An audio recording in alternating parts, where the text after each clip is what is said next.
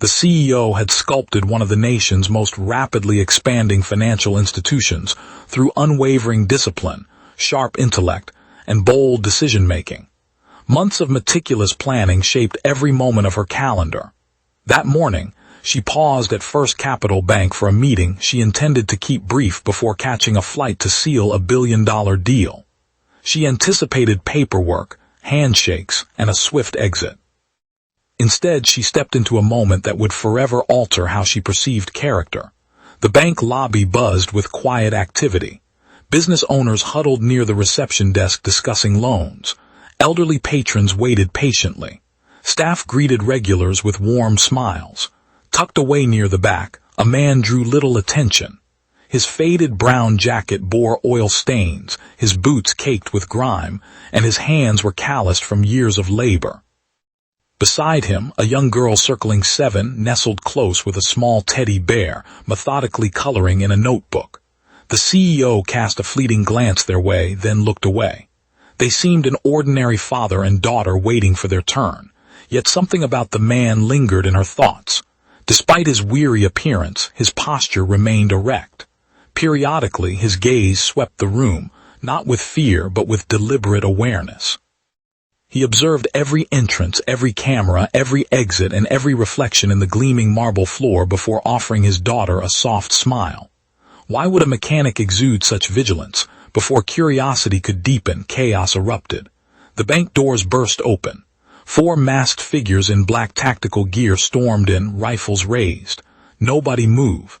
A gunshot cracked into the ceiling. Glass exploded. Screams echoed.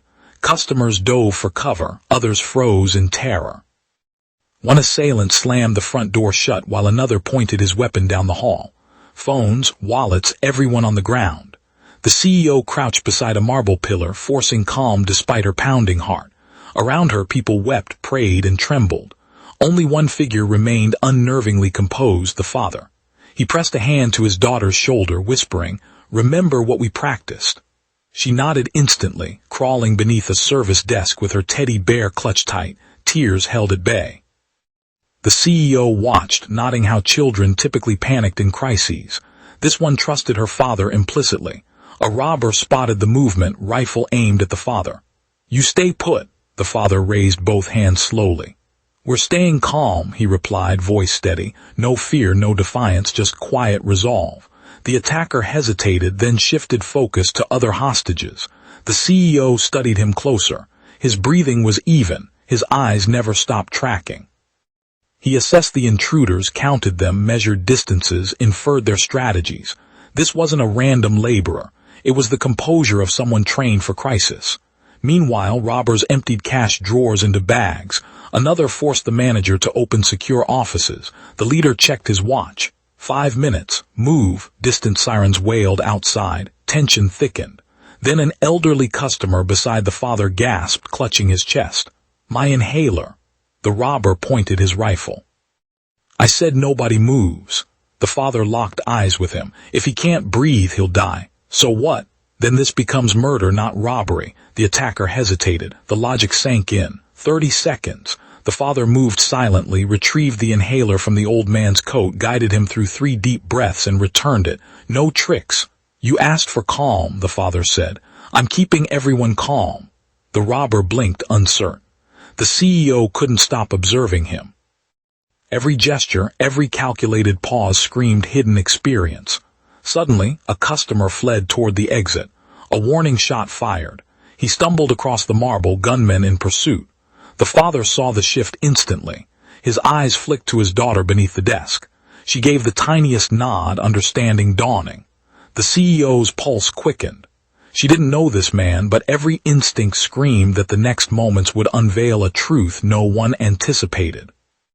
When the robber's attention wavered, the father struck.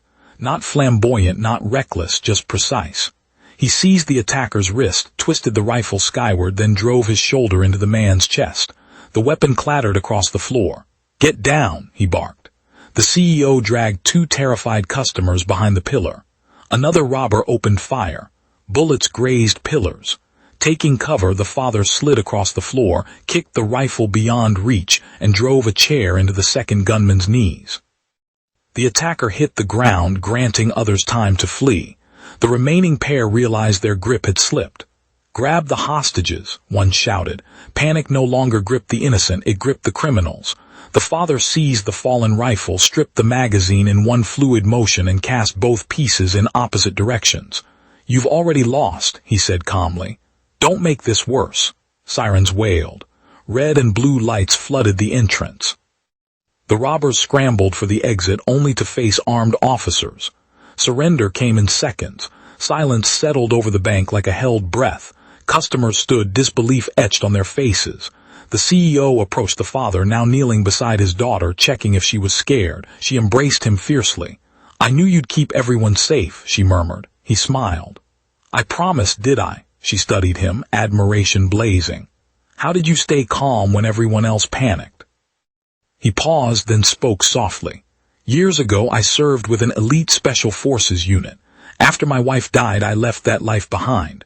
My daughter doesn't need a hero, she needs a father." The CEO nodded, overwhelmed. "Today you were both." A week later, the bank hosted a ceremony honoring heroes. The loudest applause went to the quiet father, who sought no accolades. Reporters pressed, asking why he risked everything. He smiled, holding his daughter's hand. "My little girl was watching." Children learn courage from our choices, not our words. The crowd fell silent, then erupted in thunderous applause. The CEO understood then. Leadership isn't measured in wealth or titles. It's revealed when fear tests your soul. The greatest heroes are ordinary people who quietly choose protection over self-preservation. The father walked away with nothing but his daughter's proud grin. To him, that was richer than every dollar in the vault.